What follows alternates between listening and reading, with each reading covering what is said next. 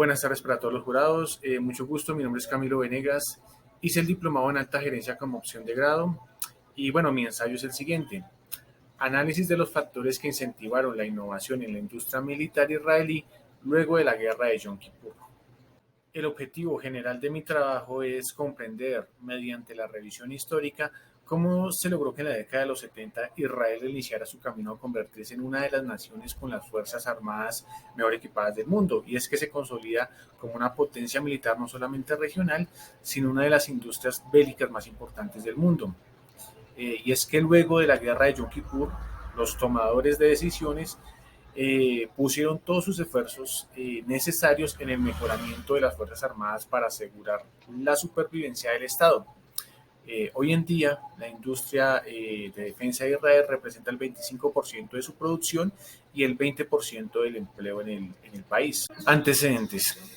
Bueno, parte de esta capacidad conseguida a través de los años de Israel se debe a la constante amenaza a su seguridad y a los diferentes conflictos que ha librado en la frontera que comparte con sus vecinos, que han visto a Israel como un peligro en la región.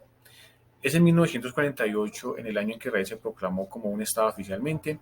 La industria militar que contaba en ese momento era principalmente un arsenal obsoleto británico, checoslovaco, estadounidense, y que se iba a haber puesto a prueba con el inicio de la Primera Guerra Árabe-Israelí. Entonces, esta guerra fue librada en desventaja, ya que Israel carecía de armamento pesado, no tenía aviones, no tenía barcos, tenía una menor cantidad de efectivos. Hay que decir que esta guerra la gana Israel prácticamente con las uñas. Es ahí cuando el recién creado gobierno de Israel determinó necesario intervenir económicamente en el campo militar con el objetivo de invertir en defensa y comenzar a crear una industria dentro del país. Entonces, con el inicio de la producción en Israel, pues el costo de las importaciones se ve claramente reducido, otorgando un cierto grado de autosuficiencia. Así también se logró adecuar ciertos diseños de armas y equipos que permitieron enfrentar las condiciones desérticas. Todo esto fue conseguido gracias a la cantidad de científicos, ingenieros que habían adquirido estudios en universidades de Europa, que habían logrado migrar hacia otros continentes, escapando en la Segunda Guerra Mundial de los nazis, y que vieron la creación del Estado de Israel como una oportunidad para vivir seguros. Entonces, sumado al importante flujo de recursos también que el gobierno destinó a la industria de defensa, se comenzaron a realizar las primeras investigaciones para el desarrollo de un equipo militar y producción local. Bueno, estos sucesos fundacionales que mencioné anteriormente pues permiten dar el primer paso para comprender el desarrollo de la industria militar israelí. Sin embargo, los avances y desarrollos tecnológicos más relevantes en el campo militar vinieron en los siguientes años a raíz de los demás conflictos, como por ejemplo en Yom Kippur en 1973, cuando la necesidad de crear avances en materia de sus capacidades de adaptación a un nuevo tipo de guerra, fundamentalmente con la adquisición y mejora de sus sistemas de defensa. Bueno, el objetivo de la ofensiva que lanzó la coalición árabe liderada por Egipto y Siria en 1973 era recuperar parte de los territorios perdidos en la Guerra de los 6 Días, como fue el Canal de Suez, los Altos del Golán, y las acciones ofensivas árabes se dieron 4 horas antes de lo previsto por los israelíes, asaltando simultáneamente las posiciones fronterizas tanto al norte como al sur, es decir, tomándolos por sorpresa. Luego de las primeras batallas, la Fuerza Aérea Israelí encontró un intenso, fuerte fuego antiaéreo de diferentes sistemas de armas de los cuales no estaban enterados que el enemigo tenía, como por ejemplo fue el misil Gainful que utilizó Egipto. Entonces, este armamento había sido ocultado por Egipto y por Siria, además de muchos otros elementos que utilizaron, y pues que los israelíes pues quedaron sorprendidos al no tener ninguna táctica o algún sistema electrónico para contrarrestar estos ataques de estas diferentes armas que no conocían. Bueno, si bien resultó victorioso al final de este conflicto Israel, pues fue tomado por sorpresa cuando las fuerzas egipcias y sirias atacaron y dejaron a las fuerzas de defensa de Israel al borde del colapso y fueron sobrepasadas por los atacantes. Guerra de Yom Kippur, punto de inflexión en el desarrollo militar israelí. La razón fundamental por la que la guerra de Yom Kippur fue el punto de inflexión en el desarrollo militar israelí recae en los cambios estratégicos de sus enemigos con respecto a los conflictos anteriores que había tenido Israel. Los altos mandos entendieron, sabían que estaban siendo atacados por fuerzas significativas y que ellos carecían de información precisa.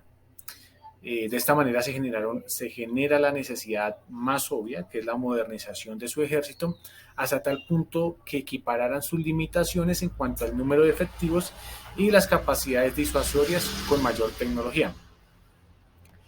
Otro factor determinante para el cambio de doctrina fueron las enormes pérdidas sufridas por su fuerza aérea en la guerra, que incentivaron el desarrollo y el empleo de los primeros drones, además de cambios operacionales que le permitieron obtener una victoria aplastante en los años posteriores, como por ejemplo en la Guerra del Líbano de 1982. Bueno, ahora vamos a hablar un poco del desarrollo de la industria de defensa israelí. Resulta que a la par de la guerra de Yom Kippur, la industria de defensa comienza a entregar los primeros lotes de los aviones de combate Kafir, los tanques Merkava, los misiles Gabriel, que son a partir de estos últimos tanques que ha sido capaz de diseñar y poner en uso los misiles estratégicos Jericho 1 y Jericho 2, que podían ser reemplazadas fácilmente con una ojiva nuclear. Otro punto de desarrollo armamentístico que tuvo Israel en la década de los 70 fue la nueva doctrina nuclear.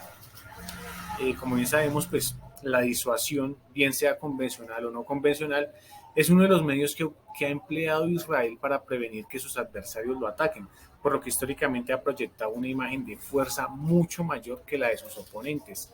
Se estima que Israel tiene aproximadamente 80 armas nucleares, de las cuales alrededor de 30 serían bombas de gravedad.